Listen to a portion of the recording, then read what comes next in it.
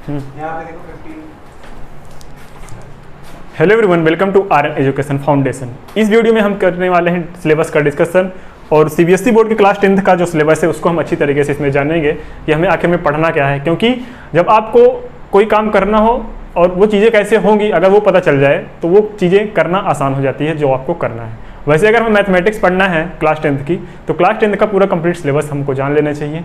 और हाँ, इस चैनल पे जो वीडियोस जाएंगी, जो मैथ्स की सारी वीडियोस जाएंगी, अगर आपको ढूंढने में प्रॉब्लम होती है सारी वीडियोस को तो वो चैनल पे प्लेलिस्ट में जाके देखिएगा तो उसमें लिखा रहेगा मैथ्स बाय रत्नाकर सर, ठीक है, फॉर क्लास 10th और कंप्लीट मैथमेटिक्स होगा, ठीक है।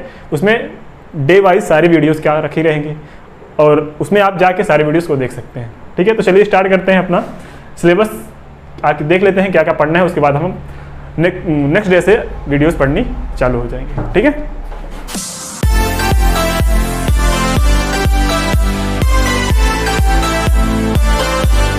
स्टार्ट करते हैं क्या क्या हमें पढ़ना क्या उसको देख लेते हैं अच्छी तरीके से। देखिए आपके क्लास 10th का कोर्स स्ट्रक्चर कैसा है, ये 20, 23 एंड 24 का जो सिलेबस है सेशन का उसको देखते हैं। तो आपका सबसे पहला यूनिट आता है नंबर सिस्टम। नंबर सिस्टम आता है जो वो 6 मार्क्स का आता है।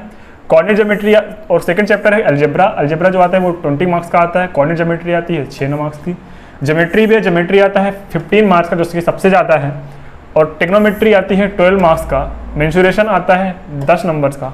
और स्टैटिक्स एंड प्रोबेबिलिटी आती है क्या 11 मार्क्स के। टोटल हुए 80 मार्क्स और जो प्लस 20 हुए वो आपके क्या देंगे, इंटरनल होंगे। क्या होंगे, इंटरनल होंगे। ये आपके स्कूल देंगे, स्कूल की परफॉर्मेंस के ऊपर डिपेंड करेगा कि आपने कैसे नंबर्स गेन कर पाते हैं, ठीक है। तो स्कूल में अगर अच्छा किए होंगे, टीचर का दिल जीते होंगे भाई ठीक है, ये टीचर के ऊपर डिपेंड करता है, तो आपको मार्क्स अच्छा मिल जाएगा। अब हम स्टार्ट करते हैं नंबर सिस्टम में क्या पढ़ना है, ध्यान से देखिएगा। तो नंबर सिस्टम में सबसे पहले पढ़ना है रियल नंबर्स। किसके बारे में, रियल नंबर। रियल नंबर में है फंडामेंटल थ्योरम ऑफ अरिथमेटिक, ठीक है। फिर आता है statement after reviewing work done earlier and after illustration and motivation through the example, proof of irrational number. देखिए ये जो आपके 3 इरेशनल नंबर दिख रहे हैं, √2, √3 एंड √5, ये आपके एग्जाम में एक आना तय है। या तो √2 पूछेगा, या तो √3 पूछेगा, या तो √5 पूछेगा, ठीक है।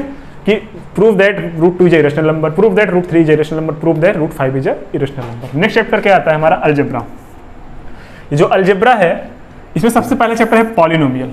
पॉलिनोमियल में क्या पढ़ेंगे हम, जीरोज ऑफ पॉलिनोमियल है, relationship between zeros and the coefficient of quadratic polynomial है, बस इसके अलावा कुछ नहीं है। ना तो अब की बार आपके सिलेबस में क्यूबिक पॉलिनोमियल है, ठीक है, ये सब आपके सिलेबस से एलिमिनेट हो जाएगा। मतलब ये चैप्टर अगर देखा जाए तो बहुत आसान हो गया है। जब ये 2019 या 2020 का चैप्टर था पॉलिनोमियल, तो इसमें सबके क्या हो जाते थे, होश उड़ जाते थे, क्योंकि ये चैप्टर क्या होता था, सबसे ज़्यादा टफ होता था ये पॉलिनोमियल वाला चैप्टर, ठीक है। क्योंकि इसमें क्यूबिक पॉलिनोमियल पढ़ना पड़ता था और फैक्टर थ्योरम पढ़ना पड़ता था और रिमाइंडर थ्योरम भी पढ़ना पड़ता था। तो वहाँ पे ये जाके अब ये सीबीएसई ने क्या किया, ये चैप्टर को बहुत ज़्यादा आसान कर दिया है और इसको हम इतने अच्छे से डिस्कस करेंगे। लेकिन टेंशन नहीं लीजिए, हम कुछ भी नहीं छोड़ेंगे, जो आपके सिलेबस में है उसको बताते चलेंगे और जो आपके सिलेबस में नहीं है आपकी नॉलेज के लिए वो भी बताते चलेंगे, ठीक है। क्योंकि आपके लिए जानना वो सारी चीज़ें भी इंपॉर्टेंट है, क्योंकि आपके लाइफ में वो आगे बहुत ज़्यादा हेल्प करेंगे। आपको सिर्फ आपको सिर्फ ये थोड़ी पढ़ के देना है क्लास 10 पास हो जाए, है ना, आगे भी चीज़ें करनी है तो उसको भी हम ध्यान में रख के करेंगे। लेकिन हाँ, आपका कंप्लीट सिलेबस हो जाएगा, इसकी टेंशन ना लीजिए आप लोग। चलिए उसके बाद हम पढ़ते हैं क्या, नेक्स्ट चैप्टर है pair of linear equation in 2 variable. Pair of linear equation in 2 variable, इसमें सबसे पहला आता है pair of linear equation in 2 variables, मतलब 2 वेरिएबल्स लीनियर इक्वेशन पढ़ेंगे। अब तक हमने क्लास 9th में लीनियर इक्वेशन इन 1 वेरिएबल पढ़ा था। फिर हम पढ़ेंगे graphical method of their solution, कि इनको सॉल्व कैसे करते हैं ग्राफिकल मेथड से। कंसिस्टेंसी, इनकंसिस्टेंसी, ठीक है, उसके बारे में डिस्कस करेंगे।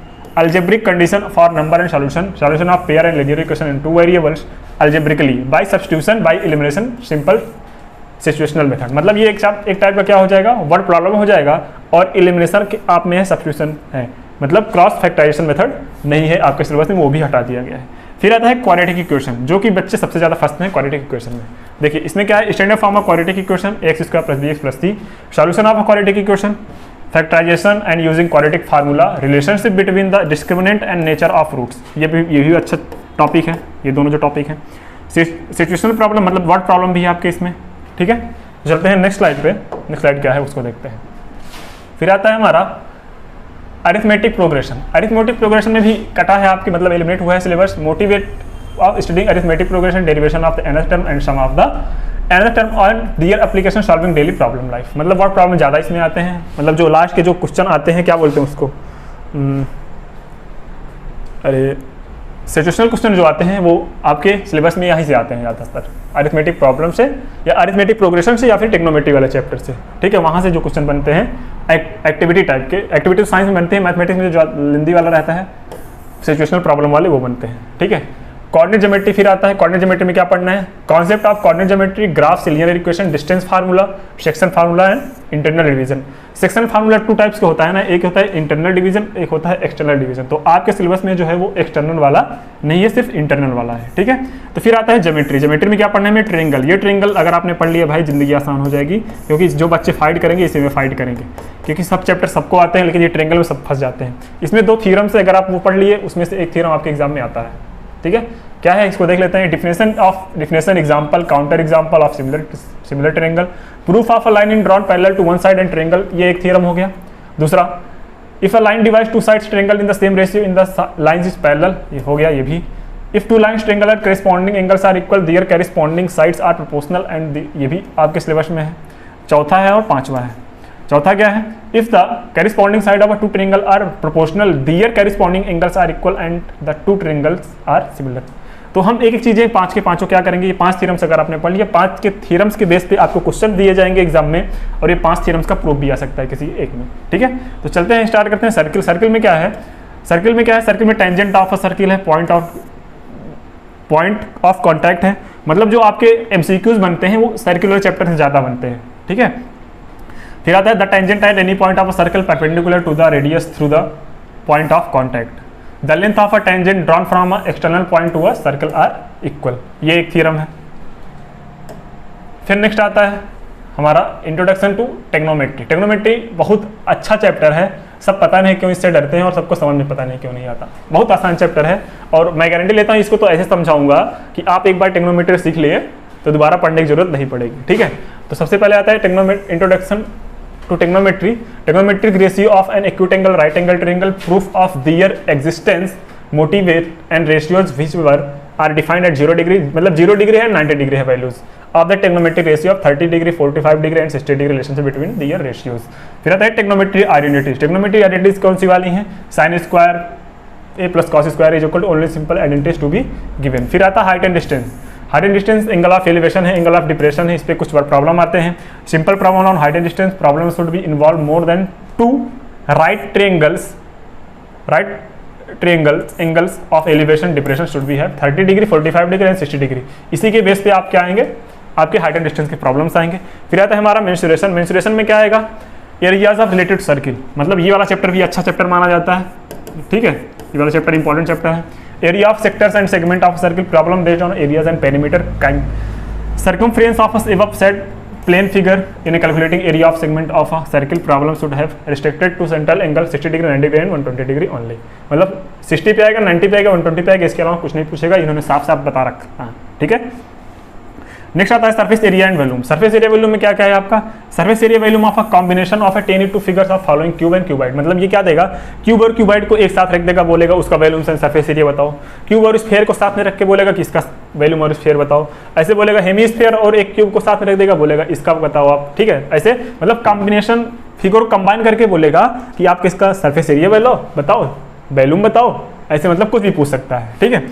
तो देखिए अब स्टैटिक्स एंड प्रोबेबिलिटी, ये लास्ट चैप्टर है आपका। स्टैटिक्स एंड प्रोबेबिलिटी में क्या है, स्टैटिक्स में मीन मीडियन मोड एक क्वेश्चन तय है इसमें। ग्रुप डाटा बाई मॉडल से सिचुएशन टू बी अवॉइडेड, मतलब ये वाला सिचुएशन नहीं ले रहे हैं हमें। फिर प्रोबेबिलिटी लेनी है। प्रोबेबिलिटी में क्या है, classical definition of probability, simple problems on finding the probability of an event. ये आपका सिलेबस कंप्लीट हो गया। अब आगे देखते हैं। अब देखिए ये आपका तो हो गया पेपर पैटर्न, तो हो गया आपका सिलेबस। तो आई होप सिलेबस को आप अच्छी तरीके से समझे होंगे, और ये जो इसका सिलेबस की पीडीएफ है वो आपको डिस्क्रिप्शन बॉक्स में मिल जाएगी। और जो बच्चों को शेयर करिए ये वीडियोस, क्योंकि ये जो बैच स्टार्ट होने वाली है वो फ्री ऑफ कॉस्ट होगी, ठीक है। तो आप जितना ज़्यादा नॉलेज ले पाएँ इस वीडियो से उतना ज़्यादा लेने की कोशिश करें। तो मिलते हैं नेक्स्ट वीडियो में, तब तक के लिए जय हिंद। और हाँ, जो बच्चे नए हो चैनल को सब्सक्राइब करें और वीडियो को लाइक करें। मिलते हैं नेक्स्ट वीडियो में। शुभ रात्रि, जय हिंद, बाय बाय।